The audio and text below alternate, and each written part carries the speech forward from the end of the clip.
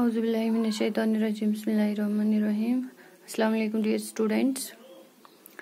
This is Rehan Afzal, your English teacher from Government Middle School, Vangam. Today we are going, it's class 7th. Today we are going to study the story Little Girl. The name of the story is Little Girl. ये एक छोटी बच्ची की कहानी है जो अपने बाप से बहुत डरी हुई होती है। छोटी बच्ची जो है, इसका नाम कीजिया है। इनके घर में इसके मम्मी पापा रहते और दादी रहती है, और एक इनके घर में एलिस नाम का, जो इनके कुकिंग वुकिंग देखता है, एक कुक रहता है जिसका नाम एलिस है। ये इन लोगों की स्टोरी है। All fathers are not alike. Somehow their love and affection for their children and play with them. Others also love and care for their children, but they show it by working hard for them and giving them instructions and advice. Read the story and find out what the little girl's father was like. कहानी छ अस वना कि सारी father मोल छन आसा ही कहें। तमन हुंद अलग अलग तरीक आसा लव करनुक, अफेक्शन, लव प्यार करनुक। हर एक के पास, हर एक फादर, हर एक इंसान के पास अलग अलग तरीका होता है।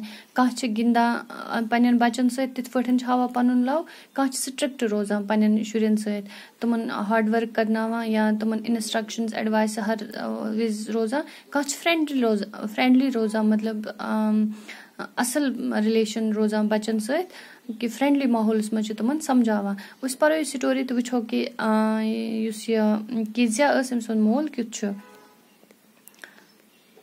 To the little girl, he was figured to be feared and avoided.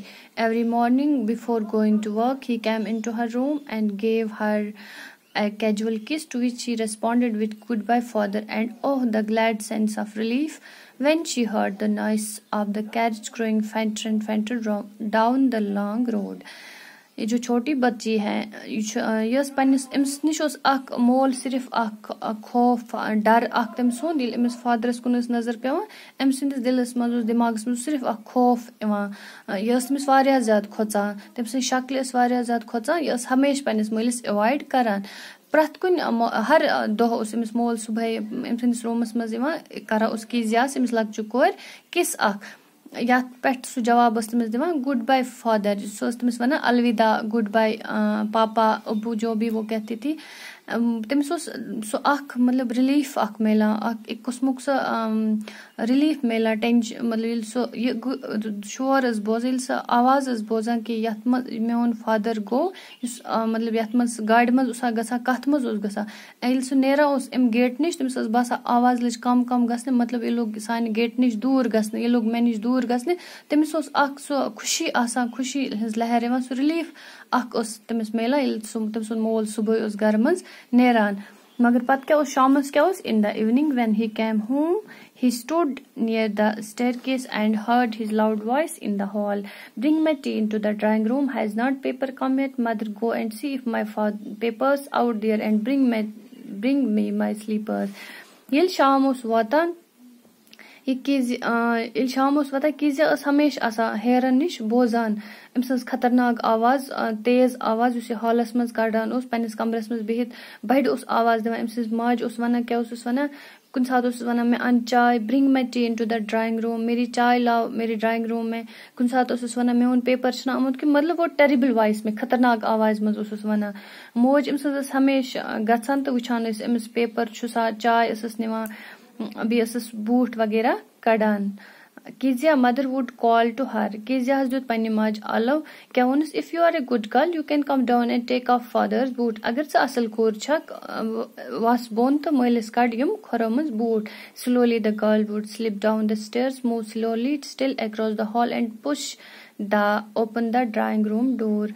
कीजिया ये वस वार वार बोन हेरन पकान वारिया लोत लोत हॉलस मज दुतन दक कथ ड्राइंग रूम, एम दुत push open the drawing room door. एम किस ड्राइंग रूम किस ये अमिस मोल अथ दुतन दक खुलोन दरवाज। But that time he had his spectacles on and looked at her or them in a way that was terrifying to the little girl.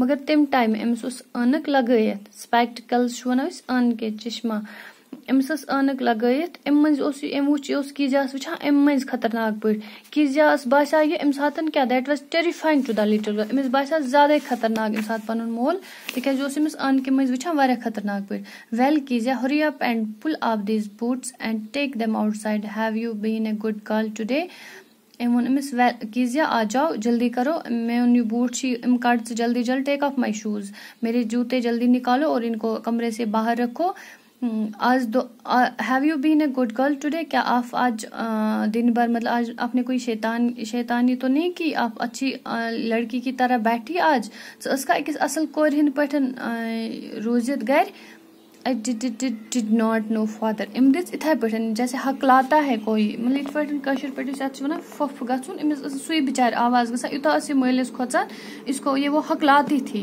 Amish गसा अम दुत सोद मल जवाब कहें I do not know um was I didn't know I don't know मुझे नहीं पता है मुझे पाई कहें मगर इसने हकलाती आवाज में बोला you don't know, you don't know.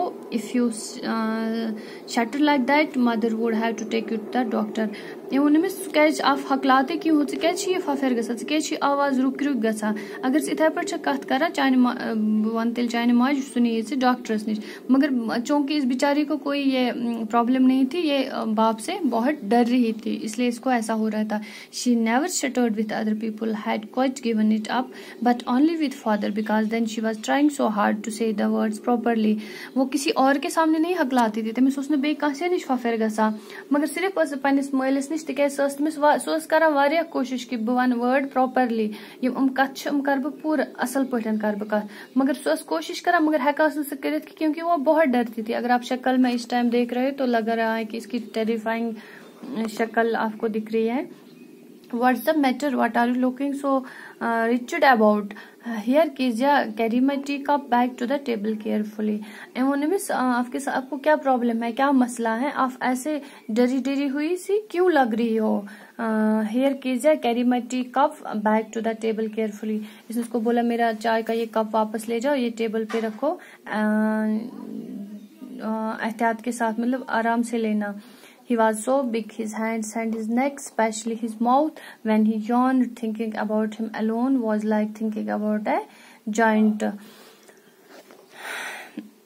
इसके जो बड़े बड़े हाथ थे इसकी जो गर्दन थी बड़े बड़े हाथ थे इसके वो इतने बड़े थे हालांकि खासकर जब वो अपना मुंह खोलता था यानिंग के लिए मतलब जब जमाई लेते या तो इसका शिर पर जामन करें चुन इलसे जामन उस करा तम साथ उसे खतरनाक ज्यादा अमिस बासा क्या ये जिन हूँ सोचा कि ये इंसान क्या छ इट्स लाइक ये जाइंट हम बोलते हैं देव या सु जिन शक्ल बोड़ अजीब शक्ल तमिस बसा हमेशा जिन इंसान कुछ मे ब्रोह कन खास कर तमिस जामन गसा. On Sunday afternoons, grandmother sent her down to the drawing room to have a nice talk with father and mother, but the little girl always found mother reading and father stretched out on the sofa, his handkerchief on his face, his feet one on the best cushions, sleeping soundly and snoring. जब एक Sunday को जब उसकी दादी माँ उसको बोलते हैं ग्रैंड मदर हम या तो नाय वन तम सी वन ग्रैंड मदर आतवार दो आफ्टरनून लंच के बाद तमिस पन नाय वन जाओ आप अपने माँ बाप के साथ बात करो उनके साथ बैठो. मगर जो ये लड़की थी ये हमेशा देखती थी क्या देखती थी अम्स बोझ हमेशा सा पर्न से आवर और इसके जो पापा थे वो हमेशा लेटे होते थे सोफा पे सो ये आराम करा रुमाल थमज पन्निस बुथिस पे खोर थमज जंग अकिस जंग पे ब्याक जंग कुशनस पे सो साउंड शुंगित आराम सान स्नोरिंग हम बोलते हैं खराटे मारना या तो वन कशर पठ इसको उर्दू में खराटे बोलते हैं कशर पठ वन ख्रोखने खालन ख्रोक तथ स्नोरिंग वन हमेशा क्या होता था ये खराटे मारता था इसका पापा ये वन ब कत कर तो कर कस क्योंकि इसको माँ भी होती थी busy. She sat on A stool Gravely watched him until he woke and stretched and asked the time then looked at her. वो चली गई बेचारी वो स्टूल पे बैठ गई वो वेट कर रही थी हम ये कि ये कब उठेंगे मेरे पापा और क्योंकि वो उस पे सोफा पे लेटे थे, वो उसकी तरफ देख रही थी कि ये कब उठे कि मैं इससे बात करूंगी। आगे क्या होता है वो हम कल पढ़ेंगे। तब तक ले तुथु पनुन ख्याल। अल्लाह हाफिज।